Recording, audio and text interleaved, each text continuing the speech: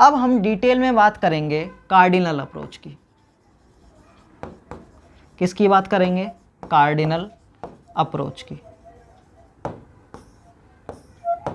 Now suppose हम किसी product को कंज्यूम करते हैं, तो units of a good consumed, ठीक है। इस साइड क्या रख रहा हूं मैं कि मैंने कितने यूनिट्स एक गुड की कंज्यूम की। तो मान लेते हैं मैंने 1 यूनिट कंज्यूम की, और मैंने अभी क्या बोला, हमें अगर सेटिस्फेक्शन नापना है तो कैसे नापेंगे कि आपको वो प्रोडक्ट दे दूंगा मैं और आपसे पूछूंगा कि कितने यूटिल्स मिले, आपको कितनी यूटिलिटी मिली। तो आपने बताया कि जब मैं 1 यूनिट कंज्यूम करता हूँ या जब मैं पहली यूनिट कंज्यूम करता हूँ किसी प्रोडक्ट की, मान लेते हैं रोटी खाता हूँ मैं, तो जब मैंने पहली रोटी खाई तो मुझे कितनी यूटिलिटी मिली? मुझे मिले 6 यूटिल्स। पहली रोटी खाने से मुझे 6 यूटिल्स मिली। जब मैंने दूसरी रोटी खाई तो मुझे 4 का सेटिस्फेक्शन मिला, 4 यूटिल्स का सेटिस्फेक्शन मिला। और जब मैंने तीसरी रोटी खाई तो मुझे 2 का सेटिस्फेक्शन मिला। ये नंबर कहाँ से आ रहे हैं? ये अपनी मर्ज़ी से आ रहे हैं। आप किसी से पूछें सब अलग अलग बताएंगे। मैंने अभी बोला यूटिलिटी 2% डिपेंड करती है, तो मेरे लिए तो ये है, ठीक है। मैंने जब चौथी यूनिट खाई तो मुझे 0 का सेटिस्फेक्शन मिला, यानी अब मुझे सेटिस्फेक्शन नहीं मिल रहा है। जब मैंने 5वीं यूनिट खाई रोटी की तो मुझे -2 का सेटिस्फेक्शन मिला, यानी अब सेटिस्फेक्शन कम हो रहा है मेरा। जब मैंने छठी रोटी खाई तो मुझे -4 का सेटिस्फेक्शन मिला। तो ये जो मैंने एक टेबल बनाई है, इसमें आपको क्या समझ में आ रहा है? इसमें आपको ये समझ में आ रहा है कि मैं जब भी 1 यूनिट कंज्यूम करता हूँ तो मुझे इतना सेटिस्फेक्शन मिलता है। मतलब पहली यूनिट पे मुझे इतना सेटिस्फेक्शन मिलता है, दूसरी यूनिट कंज्यूम करने से इतना सेटिस्फेक्शन मिलता है, तीसरी यूनिट से इतना, चौथी से इतना, 5वीं से इतना और छठी से इतना, ठीक है। इसको हम कहते हैं मार्जिनल यूटिलिटी। यानी कि मुझे पहली यूनिट से कितना सेटिस्फेक्शन मिला, 5वीं यूनिट से कितना सेटिस्फेक्शन मिला, इसको मैं क्या कहूँगा? Marginal utility. जैसे ही मैं एक एक्स्ट्रा यूनिट कंज्यूम करता हूँ तो उस एक्स्ट्रा यूनिट को कंज्यूम करने पे मुझे कितनी यूटिलिटी मिली। तो जैसे ही मैं 2 से 3 पे गया तो मुझे तीसरी यूनिट पर कितनी यूटिलिटी मिली? This is 2। ये क्या है? Marginal utility. अब मैं आपसे बोल रहा हूँ कि अगर मैं 1 यूनिट रोटी खा लेता हूँ तो मुझे 6 की सेटिस्फेक्शन मिलती है। अगर मैं 2 यूनिट खा लेता हूँ तो मुझे कितनी सेटिस्फेक्शन मिलती है? 10 की सेटिस्फेक्शन मिलती है। अगर मैं 3 यूनिट खा लेता हूँ तो मुझे कितनी सेटिस्फेक्शन मिलती है? 10 और 2 12 की। अब क्या हो रहा है? अब मैं इन मार्जिनल यूटिलिटी को ऐड करता जा रहा हूँ, ठीक है। जब मैं मार्जिनल यूटिलिटी को ऐड करता जाऊँगा तो ये मेरी बन जाएगी टोटल यूटिलिटी। दोनों में डिफरेंस समझिए, क्या कहना चाह रहा हूँ। जब मैं कहता हूँ कि तीसरी यूनिट खाने से कितना सेटिस्फेक्शन मिलता है तो वो है 2, लेकिन अब मैं क्या कह रहा हूँ? 3 यूनिट। इससे पहले मैंने क्या कहा? तीसरी, यानी कि पर्टिकुलर यूनिट से जब मैं सेटिस्फेक्शन की बात करता हूँ तो वो होता है मार्जिनल यूटिलिटी। लेकिन जब मैं बोलता हूँ कि 3 खाने के बाद कितनी यूटिलिटी मिली तो वो होता है टोटल यूटिलिटी। तो जब हम मार्जिनल यूटिलिटी को ऐड कर देंगे तो हमें ये पता चल जाएगा कि 3 यूनिट खाने से कितनी यूटिलिटी मिली। 4 यूनिट खा लूँगा तो कितनी यूटिलिटी मिलेगी? सबको ऐड कर लेता हूँ तो 12 0 12। जब 5 रोटी खा लेता हूँ तो टोटल कितनी सेटिस्फेक्शन मिली? 12 - 2 10। जब 6 रोटी खा लेता हूँ तो 10 में से -4, यानी कि 6 टोटल यूटिलिटी हो गई। क्लियर? दोनों में डिफरेंस समझ में आया? मार्जिनल यूटिलिटी जब मैं पर्टिकुलर यूनिट पे बात करता हूँ कि कितनी यूटिलिटी मिली तो वो होती है मार्जिनल यूटिलिटी। और जब मैं ये बोलूँ कि 3 रोटी खाने के बाद आपको टोटल कितना सेटिस्फेक्शन मिला तो वो ये है। यानी कि अगर हम टोटल यूटिलिटी निकालना चाहते हैं तो कैसे निकालेंगे? टोटल यूटिलिटी कैसे निकालेंगे? देखिए, टोटल यूटिलिटी मान लेते हैं मुझे निकालना है 5वीं यूनिट पे, यानी 5 यूनिट खाने के बाद मुझे कितनी टोटल यूटिलिटी मिली। तो क्या करूँगा मैं? 5 तक की सारी मार्जिनल यूटिलिटी को ऐड कर लूँगा। तो क्या हो जाएगा? अगर मुझे TU 5th पे चाहिए, यानी मैंने टोटल यूटिलिटी 5 रोटी खाने के बाद निकालना चाहता हूँ, तो क्या करूँगा? MU1 + MU2 + MU3 + MU4 + MU5। मतलब जितनी यूटिलिटी, जहाँ तक आपको यूटिलिटी चाहिए, जहाँ तक कि आपको टोटल यूटिलिटी चाहिए, वहाँ तक के सारे MU में क्या कर दूंगा, ऐड कर दूंगा। तो मेरी 5वें नंबर पे यानी 5 रोटी खाने पे मेरे को यूटिलिटी मिल जाएगी। टोटल कितनी है, तो 5वें पे कितनी मिल रही है, 5 यूनिट कंज्यूम करने के बाद कितनी मिल रही है, 10। क्लियर। अब अगर हमें मार्जिनल यूटिलिटी निकालनी है तो कैसे निकालते हैं। तो सपोज़ हमें मार्जिनल यूटिलिटी निकालनी है 5वीं यूनिट पे। देखिए इससे पहले मैं क्या बात कर रहा था, 5 यूनिट कंज्यूम करने के बाद, मतलब 5 यूनिट हमने कंज्यूम कर लिया। लेकिन मैं यहाँ पे क्या बोल रहा हूँ, मार्जिनल यूटिलिटी की जब बात करता हूँ, तो मैं जब मार्जिनल यूटिलिटी की बात कर रहा हूँ तो मैं बोल रहा हूँ 5वीं यूनिट पर कितना सेटिस्फेक्शन मिलेगा। ये कैसे निकालेंगे, टोटल यूटिलिटी उसी नंबर की माइनस उसमें से एक पिछली वाली माइनस कर देंगे। यानी कि अगर हमें 5वें नंबर पे 5वीं रोटी खाने पर यूटिलिटी निकालनी है तो कैसे निकालेंगे, 5वीं में से यानी 10 में से इससे पहली वाली माइनस कर देंगे। तो 10 माइनस 12 कितना आ जाएगा, -2। ये तो रहा -2। क्लियर, समझ में आ गया। यानी जब मार्जिनल यूटिलिटी निकालनी होती है तो हम क्या करते हैं, उस टोटल यूटिलिटी में से एक पिछली वाली यूटिलिटी को माइनस कर देंगे, तो हमारी क्या आ जाएगी, मार्जिनल यूटिलिटी। मार्जिनल यूटिलिटी निकालने का एक और फॉर्मूला होता है, delta TU by delta Q। Now suppose मुझे मार्जिनल यूटिलिटी निकालनी है सेकंड यूनिट पे, ठीक है। क्या निकालना है मुझे, MU सेकंड यूनिट पे। तो क्या फॉर्मूला बताया मैंने, delta TU by delta Q। यानी क्वांटिटी में जितना चेंज आया उसकी वजह से टोटल यूटिलिटी में कितना चेंज आया। तो मैंने क्या बोला, 2 पे निकालना है। तो जब हम 1 से 2 पर गए तो डेल्टा Q में कितना चेंज था, 1 का चेंज था। 1 से जब हम दूसरे पे आए तो 1 यूनिट का चेंज था, तो मैंने यहाँ पे लिख लिया डेल्टा Q। डेल्टा TU कितना है, जब हम 1 से 2 पे गए तो टोटल यूटिलिटी में कितना चेंज आया, 10 - 6 यानी कि 4, ठीक है। तो ये कितना आ जाएगा, 4। अब इसे फॉर्मूले में डाल दूंगा मैं तो क्या आ जाएगा, 4/1 = 4। अब अगर आप MU2 देखेंगे यानी सेकेंड यूनिट पे MU देखेंगे तो कितना आएगा, 4। क्लियर। तो इस तरीके से भी हम मार्जिनल यूटिलिटी को निकाल सकते हैं। मार्जिनल यूटिलिटी का मतलब है एक यूनिट कंज्यूम करने से कितना टोटल यूटिलिटी में चेंज आया, वही तो मार्जिनल यूटिलिटी था, ठीक है। अब अगर हम इन सारी मार्जिनल यूटिलिटी को ऐड कर दें तो हमारा आंसर क्या आ रहा होगा, 6 + 4 10 + 2 12 और -2 10 और -4 6। तो जब हम मार्जिनल यूटिलिटी को ऐड कर देंगे तो हमारा आंसर क्या आ रहा होगा, ये वाला लास्ट टोटल यूटिलिटी आ रहा होगा। यानी कि टोटल यूटिलिटी ही हमारा क्या होता है, मार्जिनल यूटिलिटी का समेशन। मतलब जब हम मार्जिनल यूटिलिटी को ऐड कर देंगे तो हमारा क्या निकल के आ जाएगा, टोटल यूटिलिटी। क्लियर है, ये बात समझ में आ गई। अब इस ग्राफ को आप ध्यान से देखेंगे तो मैंने जो मार्जिनल यूटिलिटी बनाई है एक पैटर्न में बनाई है। कैसे बनाई है, जब मैं पहली यूनिट कंज्यूम करता हूँ तो मुझे यूटिलिटी मिलती है 6 की। जब मैं दूसरी यूनिट कंज्यूम करता हूँ तो मुझे मिलती है 4 की, तीसरी पे 2। तो धीरे धीरे क्या हो रहा है, ये डिक्रीज़ होता जा रहा है। और डिक्रीज़ होने के बाद एक टाइम ऐसा आ रहा है कि वो नेगेटिव चला गया, ठीक है। नेगेटिव जाने का क्या मतलब है, इसको हम कहते हैं डिसयूटिलिटी। क्या कहते हैं हम, डिसयूटिलिटी, यानी डिससेटिस्फेक्शन है। हमने रोटी खाई लेकिन अब हमें उससे कोई सेटिस्फेक्शन नहीं मिल रहा बल्कि और नुकसान हो रहा है, ठीक है। ये 0 क्या है, 0 है हमारा सैटिटी पॉइंट। कौन सा पॉइंट, सैटिटी पॉइंट। यानी कि हम यहाँ पर मैक्सिमम सेटिस्फेक्शन ले चुके हैं। देखिए हमने स्टार्ट कहाँ किया, जब भी हम पहली रोटी खाएंगे तो हमें सबसे ज़्यादा सेटिस्फेक्शन मिलेगा, क्योंकि जब भूख लगती है तो सबसे ज़्यादा सेटिस्फेक्शन हमें कब मिलता है, जब हम पहली चीज़ खाते हैं, पहली यूनिट को कंज्यूम करते हैं, ठीक है। तो जब हमने पहली रोटी खाई तो 6 यूनिट, ठीक है। अगली रोटी खाई तो उससे कम मिलेगा, पहली वाली से कम मिलेगा सेटिस्फेक्शन। लेकिन एक टाइम पे ऐसा हो जाएगा कि हमें जो सेटिस्फेक्शन मिलेगा वो 0 मिलेगा। मतलब प्लेट में रोटी रखी है, हमने इसलिए खा ली क्योंकि प्लेट में रोटी रखी थी, तो वहाँ पे क्या हो जाएगा, 0 पॉइंट ऑफ सैटिटी आ गया। मतलब इससे ज़्यादा सेटिस्फेक्शन अब हमें नहीं मिल सकता है। लेकिन अगर हम फिर भी रोटी को कंज्यूम करेंगे तो हमारा सेटिस्फेक्शन क्या हो जाएगा, नेगेटिव हो जाएगा, डिससेटिस्फेक्शन में बदल जाएगा। मतलब अब हमें उस रोटी को खाने से सेटिस्फेक्शन नहीं मिल रहा है बल्कि हमें नुकसान हो रहा है, बीमार पड़ सकते हैं। क्लियर है, ये समझ में आ गया। तो क्योंकि क्या हो रहा है यहाँ पे कि हर एक यूनिट को कंज्यूम करते करते करते करते हमारा जो मार्जिनल यूटिलिटी है वो क्या होते जा रहा है, कम होता जा रहा है, इसको हम बोलते हैं law of diminishing marginal utility. क्या बोलते हैं?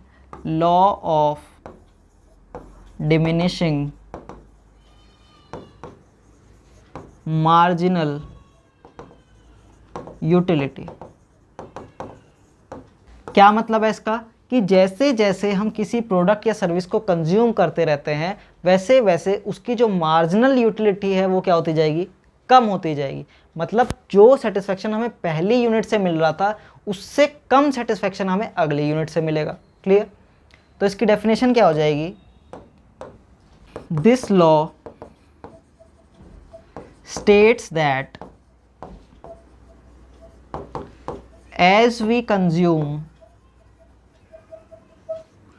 more and more units of a commodity, the utility derived from each successive unit goes on decreasing। यानी कि जैसे जैसे हम किसी कमोडिटी को और कंज्यूम करते जाएंगे, उसकी और यूनिट्स को कंज्यूम करते जाएंगे, हमारी जो यूटिलिटी है उस प्रोडक्ट के लिए वो क्या हो जाएगी? कम होती चली जाएगी। इसको हम क्या कहते हैं? Law of diminishing marginal utility.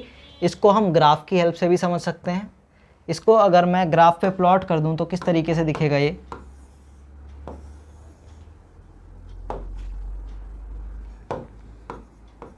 यहाँ पे रख रहा हूँ मैं मार्जिनल यूटिलिटी और यहाँ पे रख रहा हूँ मैं क्वांटिटी।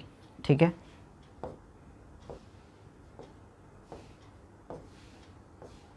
One, two, 3, 4, 5, 6।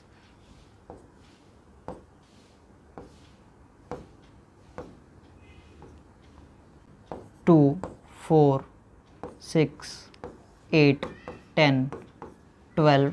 और क्योंकि मार्जिनल यूटिलिटी कुछ नेगेटिव में भी थी तो मैं नीचे भी बना लेता हूँ 0, -2 और -4। क्या थी हमारी टेबल में?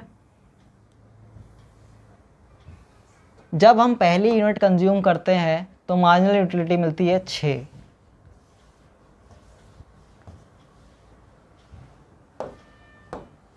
फर्स्ट यूनिट पर 6 मिलती है तो 1 पॉइंट ये मिल गया। सेकेंड यूनिट पर 4 मिलती है, 1 पॉइंट ये मिल गया। थर्ड यूनिट पर 2 मिलती है, 1 पॉइंट ये मिल गया। फोर्थ यूनिट पर 0 मिलती है, ये मिल गया। कहाँ से बना रहा हूँ मैं? ये मैं बना रहा हूँ इस ग्राफ की हेल्प से। ठीक है?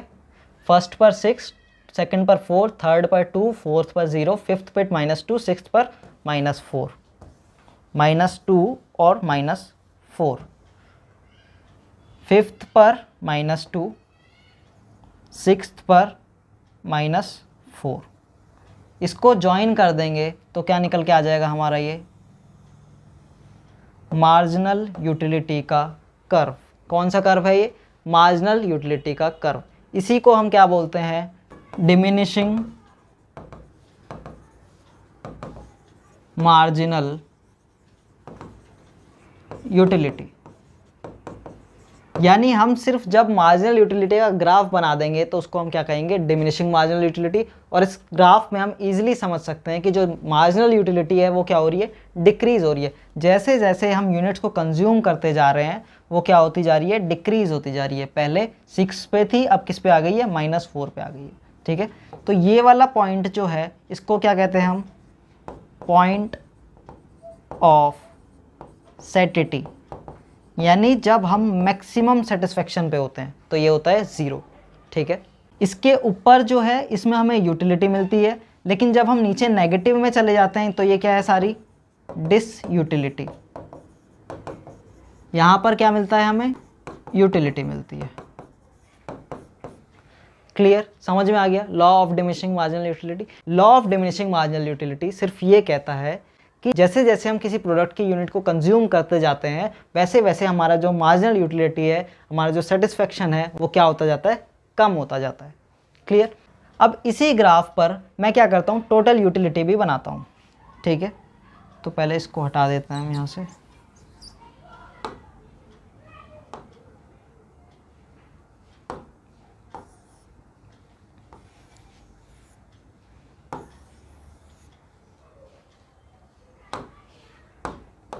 अब इस ग्राफ पर मैं टोटल यूटिलिटी भी प्लॉट करता हूँ, ठीक है।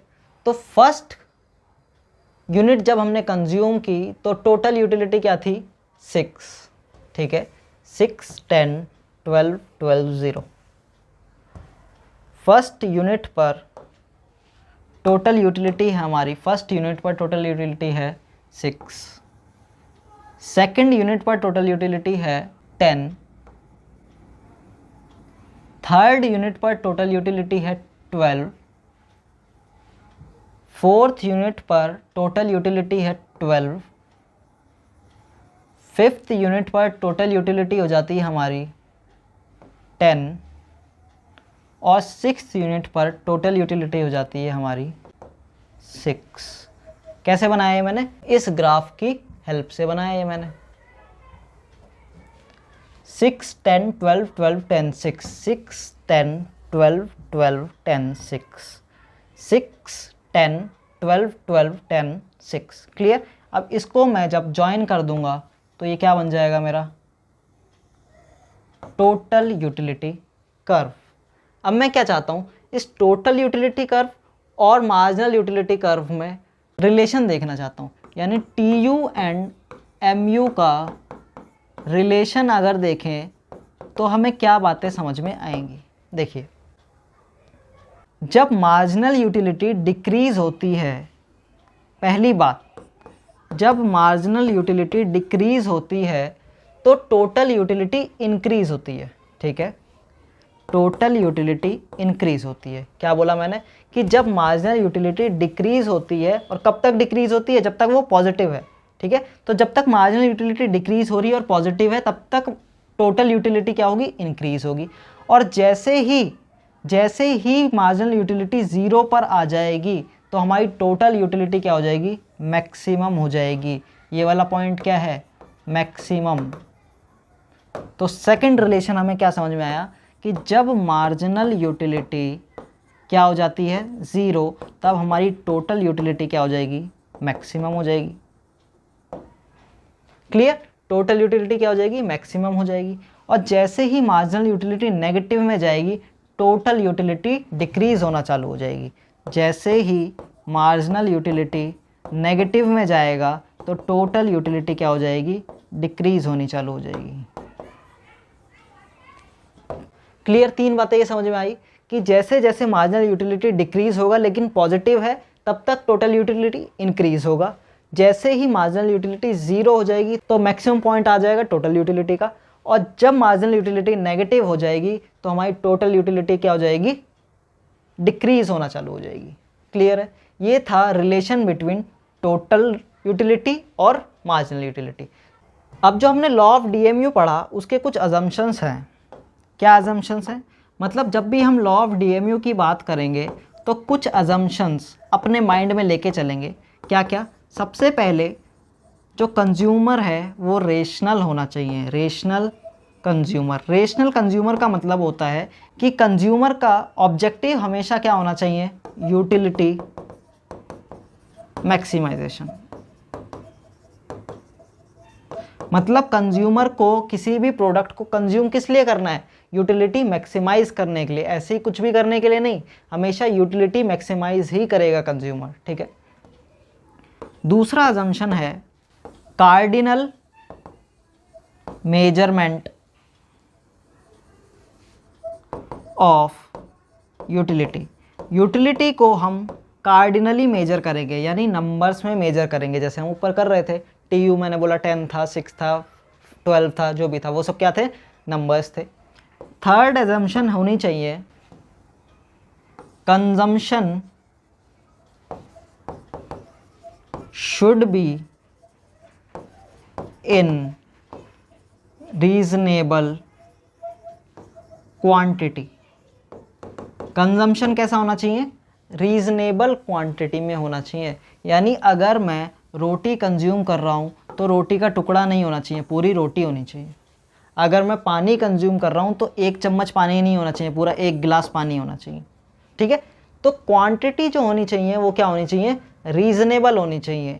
ठीक है, छोटी छोटी क्वांटिटी नहीं होनी चाहिए। फोर्थ जो अजम्पशन है वो है continuous consumption.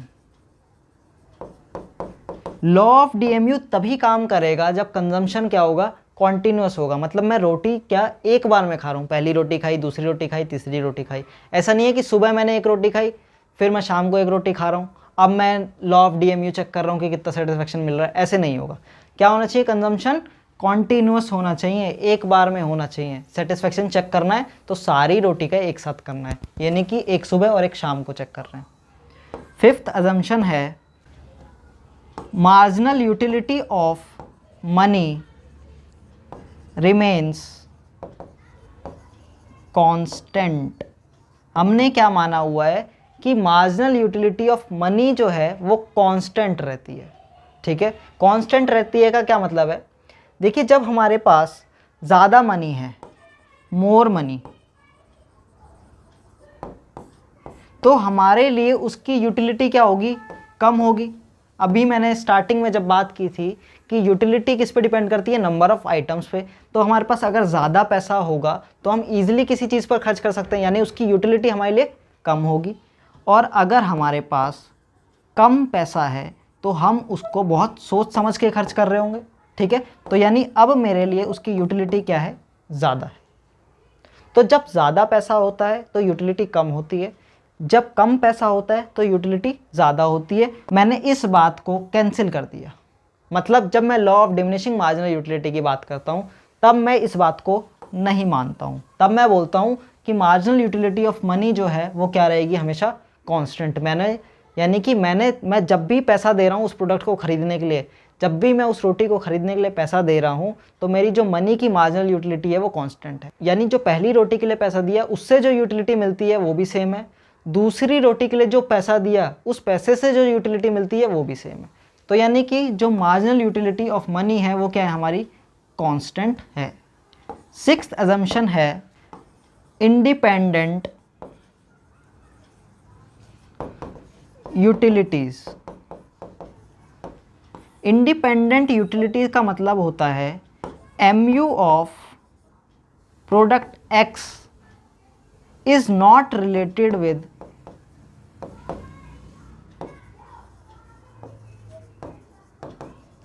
MU of good Y।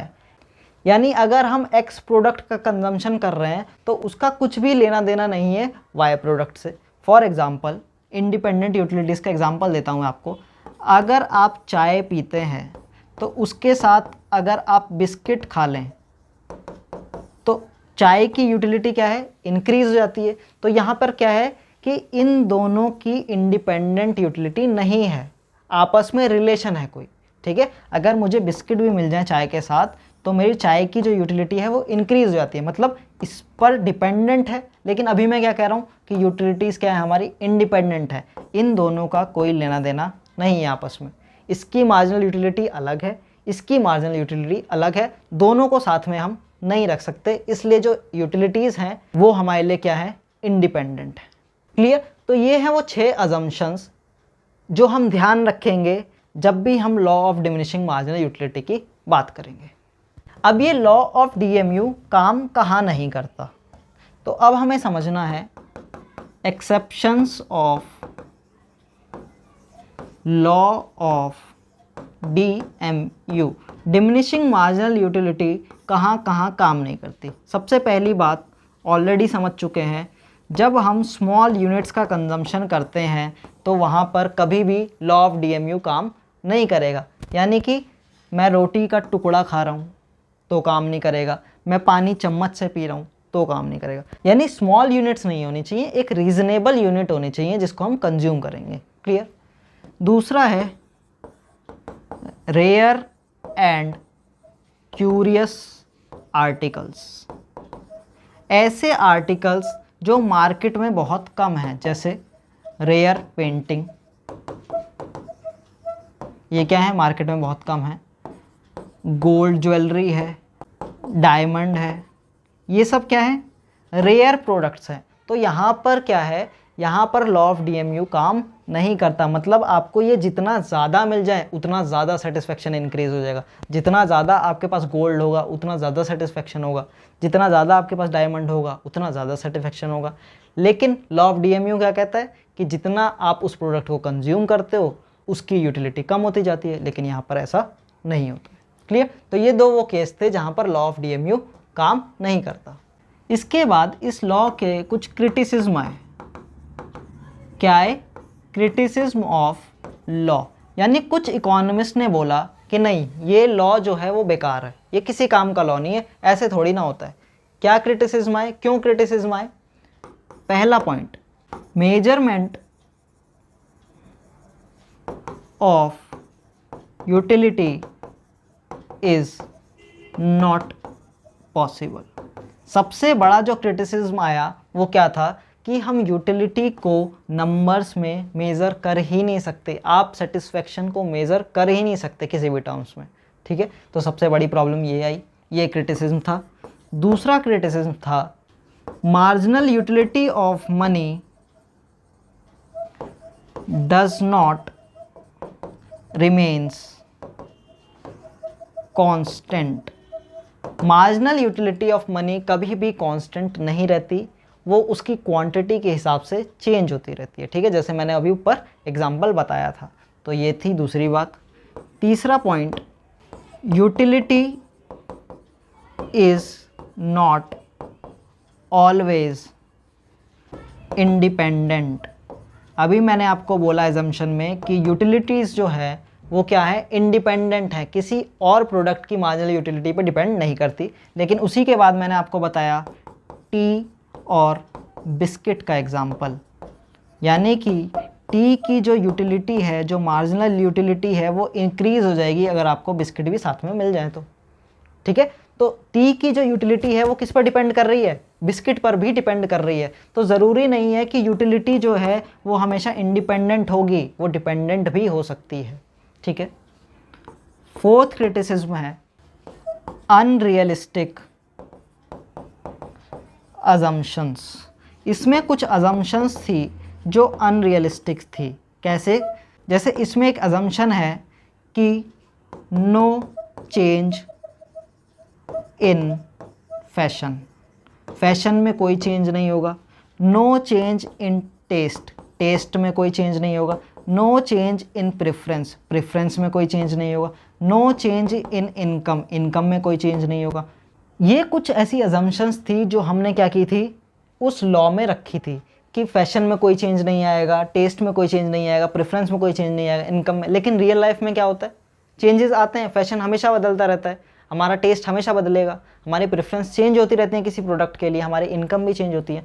तो ये वो कुछ ऐसे अनरियलिस्टिक अजम्पशंस थे जो कि उस लॉ में रखे गए थे, जिनको इकोनॉमिस्ट ने क्या किया है, क्रिटिसाइज़ किया है।